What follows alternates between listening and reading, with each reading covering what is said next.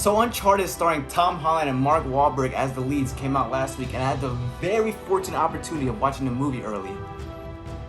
Not really. I caught it 4 days late, and I have to say I was pleasantly surprised. I hope to keep this video under 5 minutes long as I talk about how I felt about it versus how the public perceived the movie. So without further ado, now I didn't follow the information train on this movie like how I did with No Way Home, but as a fan of the games, of course, I was going to watch this. One of my two negative thoughts were the cast, which I'll go over more in a bit, and two, just video game adaptations don't have the best reputation. So those were my two negative brain cells.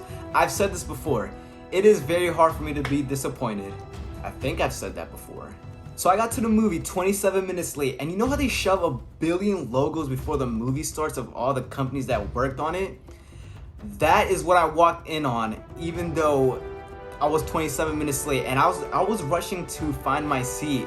The first scene started, and since I had all this adrenaline from rushing and finding my seat, all that bullshit went away. I sat down, and along with the first scene that starts off pretty action-packed, I was ready to watch this movie in one piece. I was exhilarated, I was excited. While the first half is arguably slow, you have to remember, it's the beginning. Like, we had to see how these relationships start, and they deliver. Uncharted threw in some references and elements from the video games that had me giddy every time I saw one. First and foremost, Nathan Drake's clothing. Every time a piece of his getup was added, I got so excited and giddy. You seriously see the attire come full circle, and I just geeked out, man. There were moments of the movie that felt very video gamey, including booby traps. There was one where Nate and Chloe were in this sewer thing, and then they put a key into this hole, and water started coming in while Sully was above ground, and he had to put his key in. And if they didn't, and if he did put his key in, Nate and Chloe were gonna drown at the bottom. There was a part towards the end of the movie where Nathan Drake finally found the treasure, and he immediately dove into the water as if he was in a game, and okay, I got to my objective, now let me do the next part. The only thing that was missing was for him to say, the coordinates are here. The treasure has to be here somewhere. Uncharted features what you would expect action sequence if you're familiar with the games. Beautiful chemistry between Nathan Drake and Sullivan, and some nice references to the games. Again, if you're familiar with them. My last note for this section is how they had Nathan Drake's voice actor. He had a short cameo in it, and I lost it, y'all. Woo! He related. He had asked Nathan Drake what happened to you, and then he proceeded to relate to him, saying that, I too fell out of a plane one time, or something along those lines, which happened in the third game.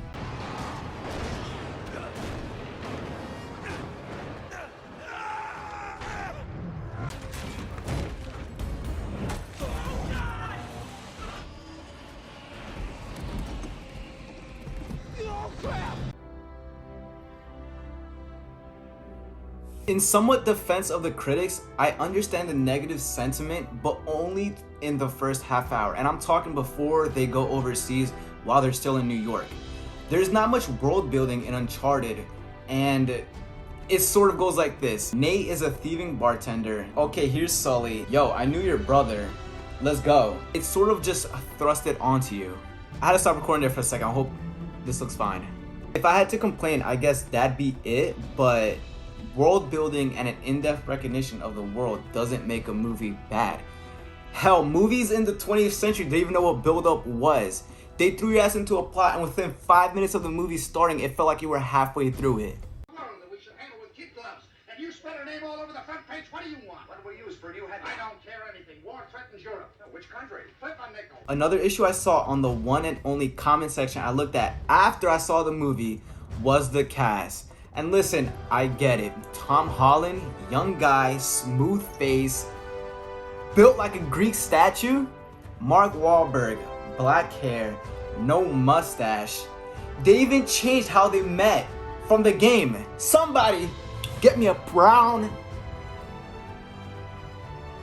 paper bag. But look, it just works. Their on-screen chemistry is amazing. And listen, if they want to do, let's say, 3 movies with a 3-year gap in between, A, the franchise will grow on people, and B,